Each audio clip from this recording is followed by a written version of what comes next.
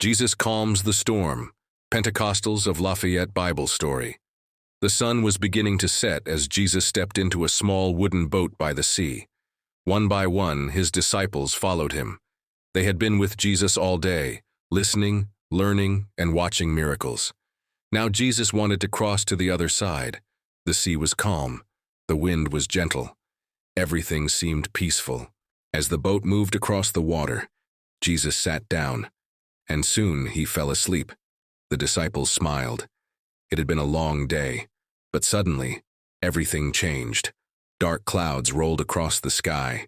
The wind began to howl. The waves grew higher and higher. What started as a quiet night became a great tempest.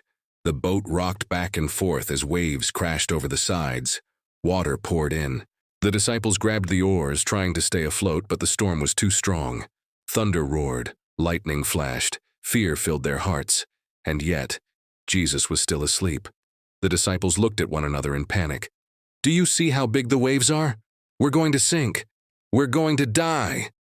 At last, they rushed to Jesus and shook him awake.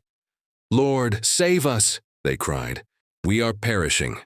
Jesus opened his eyes and looked at them, not with anger, but with calm.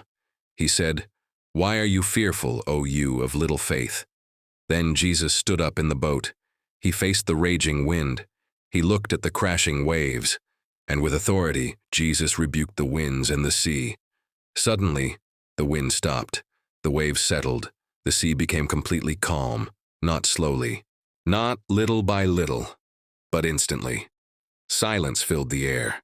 The disciples stood in awe. Their fear turned into wonder. They looked at one another and whispered, "Who can this be, that even the winds and the sea obey him?"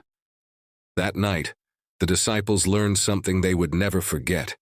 They learned that storms may rise, fear may come, but when Jesus is in the boat, there is hope, because Jesus has power over every storm.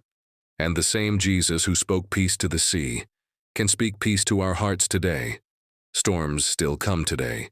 Fear still tries to take over. But when Jesus is in your boat, you are never alone. The same Jesus who calmed the sea can calm your heart. When Jesus is with us, we do not have to be afraid, because even the storm listens to his voice.